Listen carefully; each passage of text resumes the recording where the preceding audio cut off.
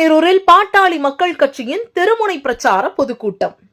காஞ்சிபுரம் மாவட்டம் ஒருங்கிணைந்த உத்திரமேரூர் பாட்டாளி மக்கள் கட்சியின் தெருமுனை பிரச்சார கூட்டமானது காஞ்சிபுரம் மாவட்ட செயலாளர் மகேஷ்குமார் தலைமையில் இன்று நடைபெற்றது. நடைபெற உள்ள 2026 சட்டமன்ற தேர்தலை முன்னிட்டு உத்திரமேரூர் வட்டத்தில் பல்வேறு பகுதிகளில் அரசியல் கட்சிகள் வீடு வீடாக வாக்கு சேகரிப்பு மற்றும் தீவிர தெருமுனை பிரச்சார கூட்டங்களை நடத்தி வருகிறது.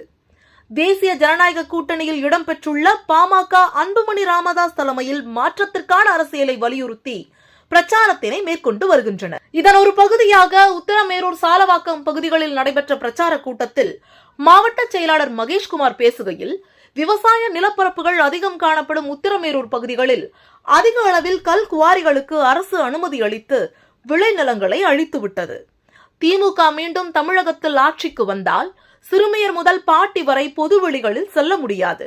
தற்போது தமிழகத்தில் திமுக தலைமையிலான அரசு பொறுப்பேற்ற கடந்த 5 ஆண்டுகளில் சட்டம் ஒழுங்கு சீர்கேடு, கஞ்சா, ஹெராயின் உள்ளிட்ட போதைப் பொருட்கள் விற்பனை, பெண்களுக்கு பாதுகாப்பற்ற சூழல், தொடர் கொலை கொள்ளை சம்பவங்கள், அரசு ஊழியர்களுக்கு பணியின் போது பாதுகாப்பற்ற சூழல், இப்படியாக திமுக தலைமையிலான ஆட்சியின் அவலங்களை சொல்லிக் கொண்டே போகலாம். ஸ்டாலின் தலைமையிலான திமுக அரசு எதிர்க்கட்சியாக செயல்படும் போது உத்வேகத்துடன் செயல்படுவதாகவும், நிர்வாக திறனற்ற ஸ்டாலின் தலைமையிலான திமுக அரசுக்கு வரும் சட்டசபை தேர்தல் தான் இறுதி தேர்தலாக இருக்கும் என சாடினார். இக்கூட்டத்தில் ஒன்றிய செயலாளர்கள் சரவணன், சிவராஜ்மணி, மலையாங்குளம் செந்தில்குமார், ஒன்றிய தலைவர்கள் சங்கர், ரமேஷ், நகர செயலாளர் அரவிந்த், தேர்தல் பணிக்குழு பொறுப்பாளர் குணசேகரன் உள்ளிட்ட உத்திரமேரூர் ஒருங்கிணைந்த பாட்டாளி மக்கள் கட்சியைச் சேர்ந்த நிர்வாகிகள் திரளானோர் பங்கேற்றனர்.